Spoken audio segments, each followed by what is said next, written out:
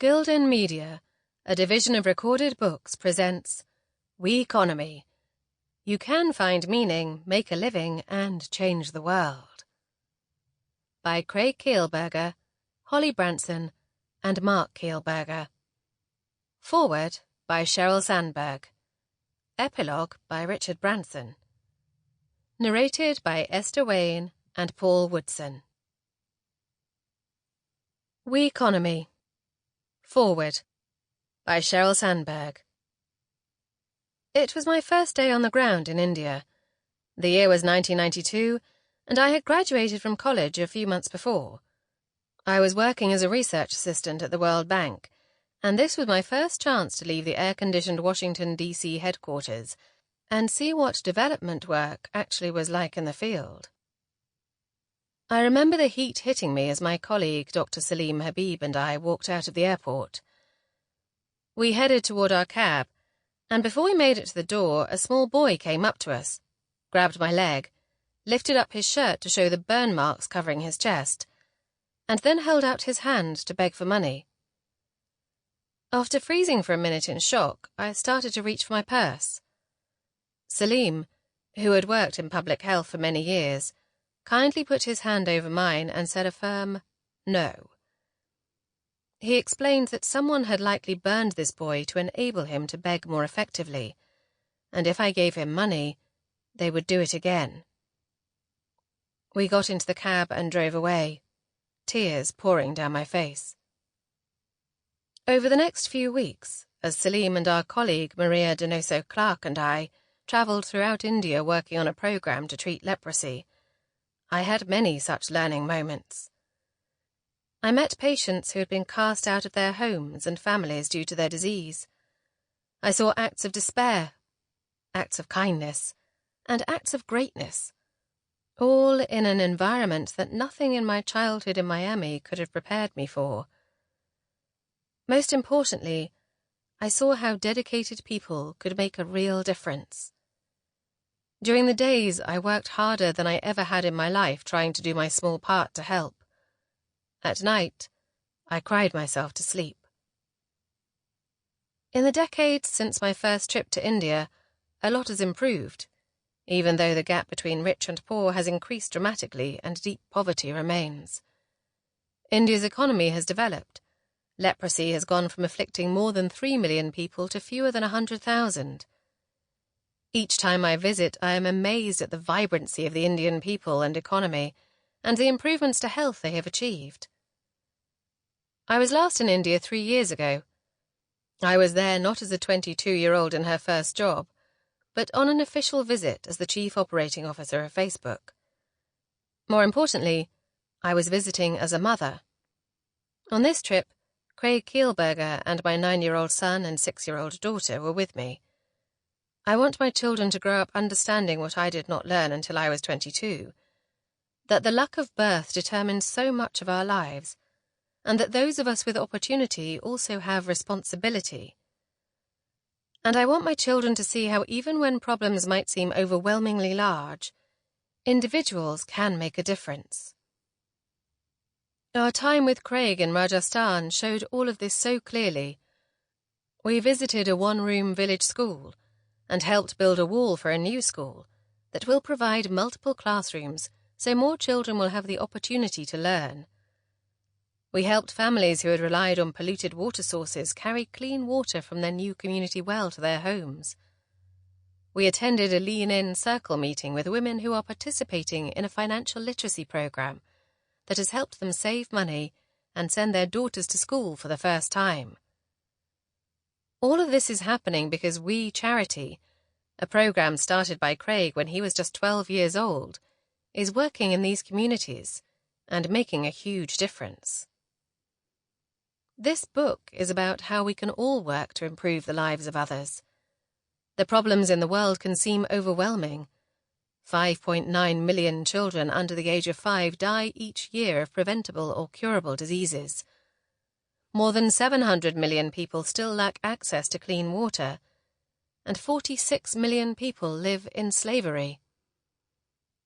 But even a single person can make a huge difference, as each of the authors of this book shows us every day.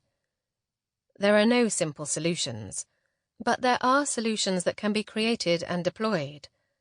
Companies, non-profits, governments, and hybrid social enterprises each have their own role to play, and the authors of this book have been leaders in all these realms. As Holly Branson, Mark Kielburger, and Craig Kielburger share their stories and insights in this book, the interwoven nature of the Weconomy is brought to light for all of us. As you start out on your own journey, ask yourself, what kind of world do you want to live in? Dream big. Dream of a world that is just and fair, where all have equal opportunity to live healthy, happy, and productive lives. How much will you do to create that better world? Whatever your path may be, in business, in government, in a non-profit, how will you contribute to the lives of others? What legacy will you leave for your children and for all children? At Facebook, we have posters on the walls that inspire us, such as "Fortune favours the bold" or "Done is better than perfect." I have two favourites. Nothing at Facebook is someone else's problem. And what would you do if you weren't afraid? What would you do if you believed that all of the problems out there could be solved, and that it was your responsibility to solve them? What would you do if you weren't afraid? Please ask yourself those questions, and decide what you do. And then, go do it. Sheryl Sandberg. Part 1. Introduction. Welcome to the Weconomy by Craig Kielburger, Holly Branson, and Mark Kielburger. In the Weconomy, you can make money and change the world. You can make money by changing the world. It's that simple. The Weconomy is an emerging economic system driven by purpose and profit. It reflects the interconnected nature of our economy, environment, and social welfare, so that business works in the interest of the greater good. We live in turbulent times. As anti-globalization forces have so visibly impacted the world, so many are understandably afraid that humanity is moving backwards when it comes to helping the planet's most impoverished and disadvantaged. Problems that should unite us, like climate change and a growing wealth gap, are abandoned to partisan politics. World leaders promise to build walls, exit political unions, and retreat from economic alliances, withdrawing inward. So many of us are divided along racial, religious, and political lines that the rise of the individual and a me-first mentality seems inevitable. It's enough to make even the most optimistic idealists furrow their brows. But progress happens in fits and starts. This too shall pass. We're firm believers that the building walls sentiment is a blip fostered by fear and misunderstanding, and that humankind is generally on a march toward a more open, interconnected world. Our global village is smaller than at any other time in human history. Individuals are connected and empowered by more knowledge, more information, and more tools, and can more easily mobilize around a cause. Across the globe, millions of individual volunteers and people in business, government, and non-profits are committed to making the world a better place. So, despite what may seem like doomsday headlines, it's not the end of the world as we know it. Why? Because many of us are focused on moving the world forward, on fostering progress, not just by engaging politically or reaching out to our neighbors, but also by turning business into a force for good. It's now possible to build companies and social enterprises that tackle the planet's most dire problems. Workers can now bring their personal values to the office, giving back on company time. Most people are driven, in varying degrees, by the need to do good, balanced against the need to be financially successful. We came together to write this book because we all learned, despite our different paths, that choosing profit or purpose at the expense of the other is a false dichotomy. You can do both. You should do both. When purpose and profit unite, and we will show you that they do, the economy, the individual, and the community thrive. Changing the world shouldn't be a task saved for extreme altruists working without pay. The best and brightest from all economic and social sectors can survive and thrive while tackling our planet's biggest challenges. As 330-somethings on the cusp of this new movement, we are in a unique position, each bringing a different voice from the big three players in the Weconomy: business, Holly Branson; charity, Craig Kielburger; and social enterprise, Mark Kielburger. Over the past couple of years, we've pored over countless business books, but never found one that brought together voices from all three sectors. We each have our own experiences to draw from. You will hear a lot about Virgin, We Charity, and Me to We. We write about what we know, drawing from our mistakes and learnings. We'll, of course, introduce ourselves properly, but first we would like to introduce you to our mentors, those who helped us recognize the power of purpose and profit combined. Our big three inspirations: Oprah, Richard, and Jeff. We're lucky to have picked the brains and learned from three prominent innovators in the worlds of business and social enterprise. These titans were the forerunners of the Weconomy, and as such we tip our hats to our favorite teachers. Not many of us would mind being Oprah Winfrey, Richard Branson, or Jeff Skoll, at least for a few days anyway. Lady O.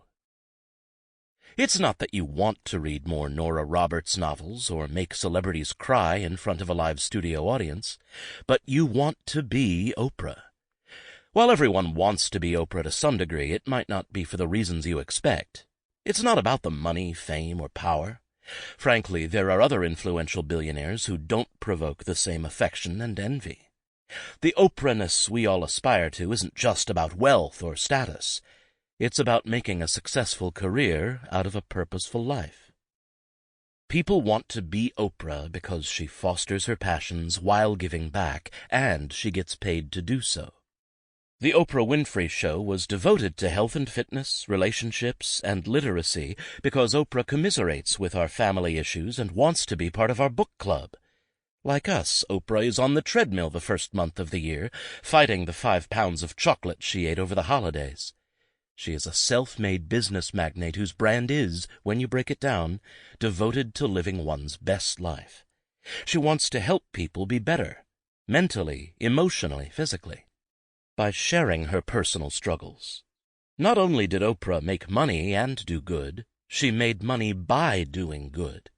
Then, through donations and her own foundations, Oprah funded other causes.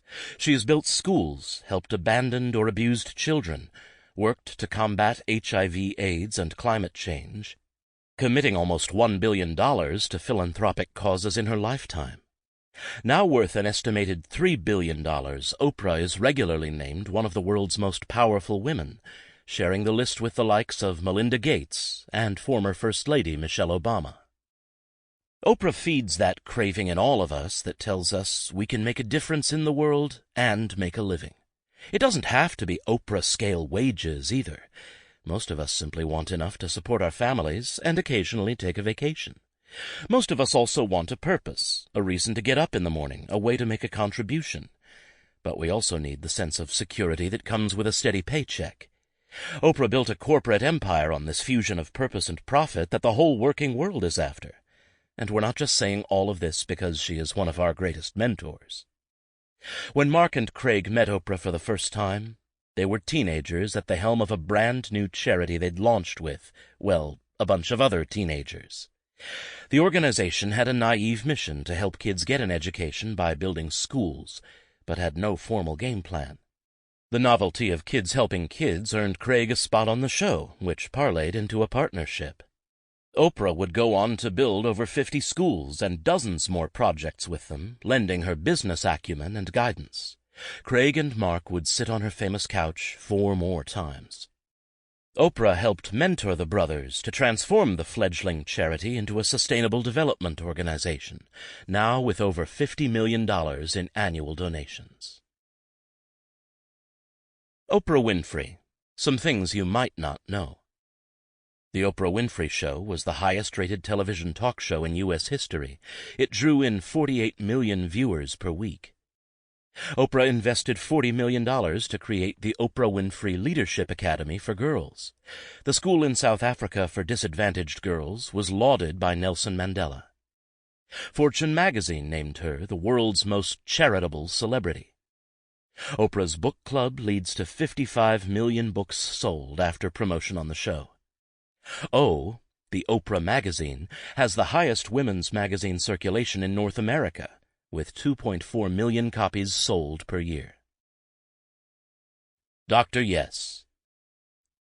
If jumping off buildings in a tux is more your speed, you probably want to be Sir Richard Branson, or James Bond. Richard built an empire with gut instinct, guerrilla marketing, and good intentions. He launched his first venture, Student Magazine, in 1968, with £300 borrowed from his mother, driven by the belief that young people had something important to say and a desire to take a stand on important issues, like opposing the Vietnam War. He's since formed a global mega-brand. The Virgin Group employs 70,000 people in more than 35 countries. But Virgin had humble beginnings in Richard's battle to defend customers from price gouging and robotic-sounding customer service reps. This purpose, to protect consumers from untrustworthy and exploitative businesses by offering a fair, friendly alternative, is what Virgin is all about. In fact, the Virgin Group has a policy. Don't start a new venture unless it will improve the customer experience.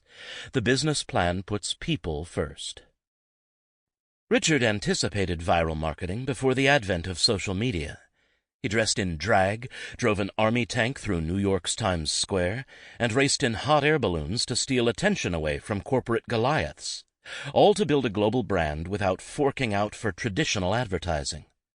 His mantra was, and remains, screw business as usual. This also extends to corporate social responsibility, CSR. Rather than tack on a CSR plan with no real resources or support, Virgin uses its core business for social good, in some cases starting companies purely to solve a social problem and not worrying about the profit potential until much later on. Richard's brilliant feat of launching and growing companies with purpose at their heart is transforming business and changing the world. Part of a company's core mission today should involve social purpose, and Richard knew this long before nearly everyone else. Richard's motivation for launching a business has always been driven by two questions. By shaking up this market, are we introducing competition that will benefit the customer? Will we bring customers a more rewarding and fair experience? He's been very successful because building social impact into business isn't just the right thing to do. It's also profitable. After Holly had embarked on a career in medicine, the realization of her childhood dream, her father suggested she take a year out to learn more about business. It was Richard who helped Holly realize she might help more people in a boardroom than she could in a hospital room. Her dad taught her that business can be the biggest force for social change. Richard Branson, some under-the-radar initiatives. In the 1980s, he donated £5 million to establish Mates Condoms as a competitor to Durex during the AIDS epidemic. All profits went to charity. Because of that, the BBC ran Mates ads for free and helped educate millions of people about the importance of using condoms. In 1985, Richard took a gamble on 23-year-old Jane Tewson by agreeing to cover the full overhead of a new charity, the now famous comic relief Red Nose Day. Because of Richard's backing, 100% of money raised could be directed to good causes. By 2015, Comic Relief had raised over $1 billion for charity and has helped over 50 million people in the UK and overseas. In the same way that Richard is a serial entrepreneur in business, he is also a serial philanthropist. He has established dozens of not-for-profit organizations that seek to tackle a range of social and environmental issues. The Elders, independent global leaders working for peace and human rights. Ocean Unite and the Ocean Elders, ocean conservation. The B Team, to rally business leaders to change business for good, and the Carbon War Room, to combat climate change. The Help Advisory Center, counseling for troubled youth, started when he was a student himself.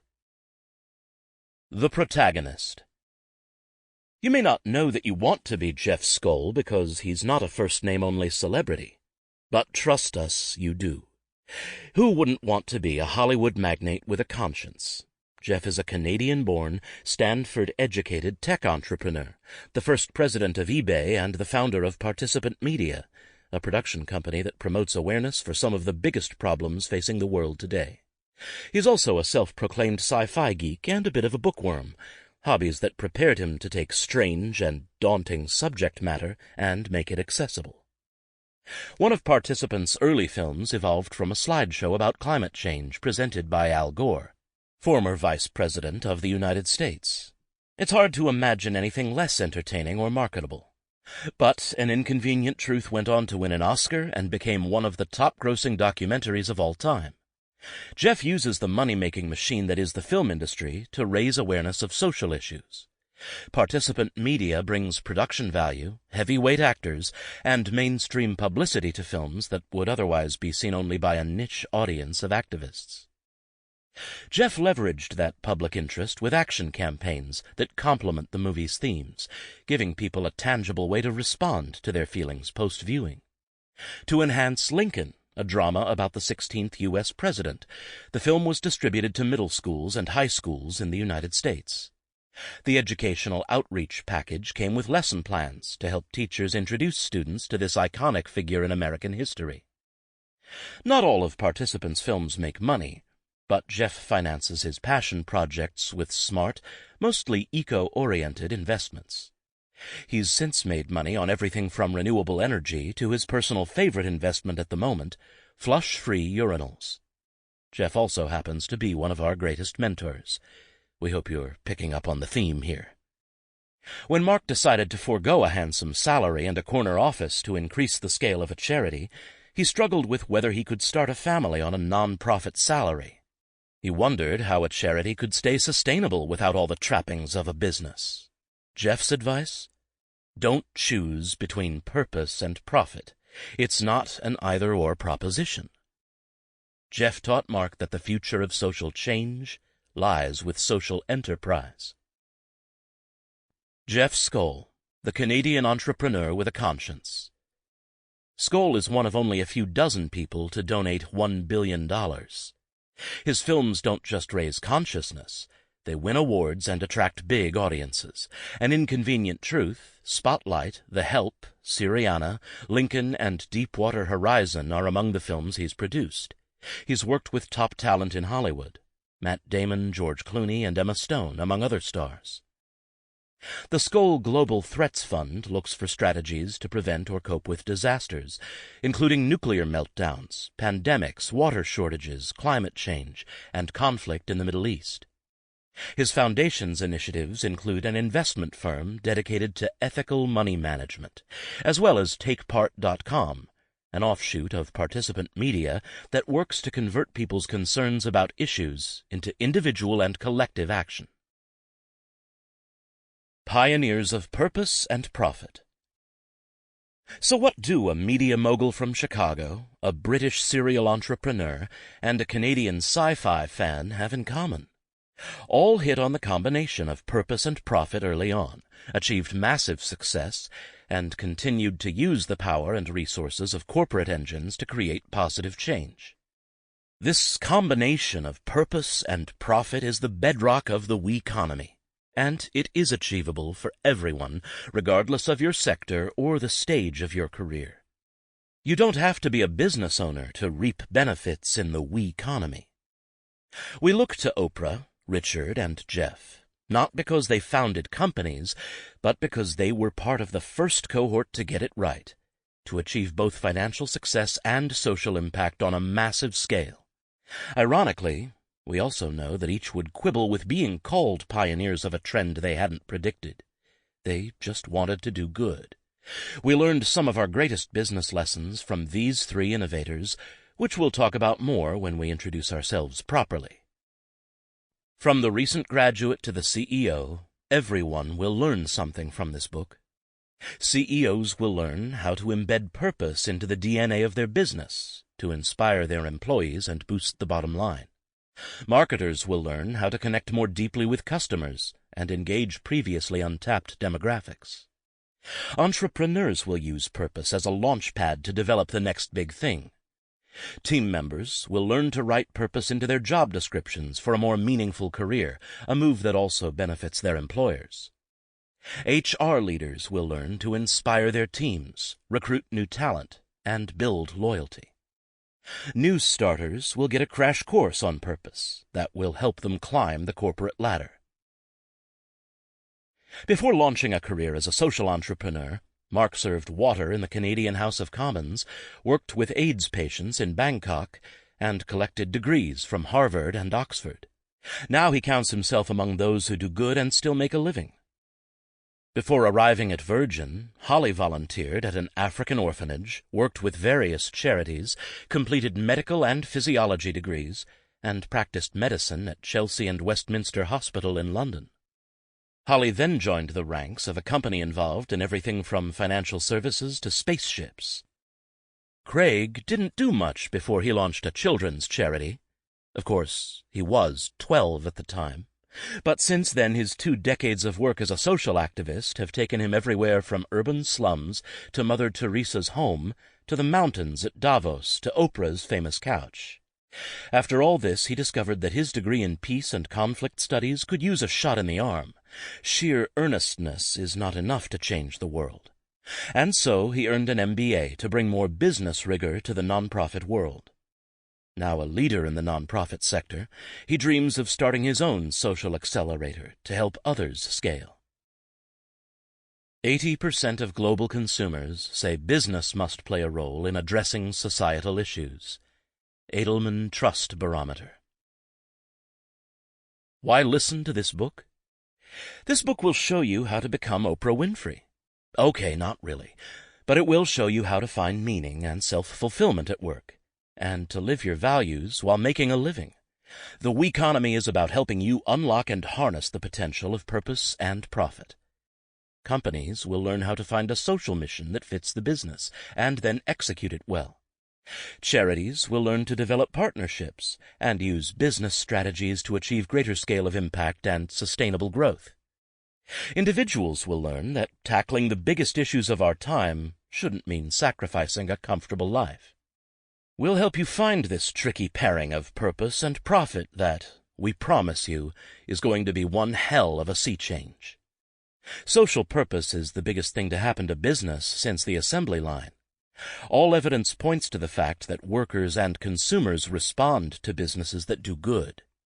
Corporate surveys, behavioral economists, and the author's own experiences prove that Weconomy companies are rewarded with more talent and better business, making an enticing argument for social purpose, even for profit-making machines. Profit is not only possible for companies that give back, it can be a driving force to solve the world's most intractable problems. Businesses need an incentive to find solutions, putting the power and resources of large companies on our side. Profit becomes growth, which becomes investment in more solutions. Companies can be one of the greatest forces for social good because they have the resources to scale and make change on a massive level.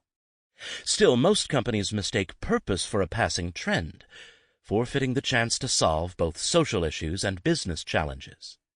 We can help you do purpose right and cash in on this new normal. No matter who you are or where you are on your career path, you can find a place in the Weconomy. We'll take you through our personal journeys to do well and do good. Each of us falls on a different point of the business-charity spectrum, but we share a belief in channeling the power of capitalism to create social impact. We're sharing our stories because we know we're not alone. Part 1 will follow the authors on their personal journeys through the Weconomy, introduce the power of companies to drive social change, Virgin, follow the evolution of a charity through failure and innovation, We Charity, discover social enterprise as a means to scale impact and help consumers do good, Me to We, inspire you to forge your own path to purpose and profit. In Part 2, we'll help you make the business case. First, we'll explore the Weconomy's effect on the workforce, a shift in attitude that has young workers and mid-career professionals alike demanding more than just a paycheck. Then we'll convince you that purpose is like Miracle-Gro for your company. There are few aspects of the business that won't be better off with an injection of smart social responsibility. Sample complete. Ready to continue?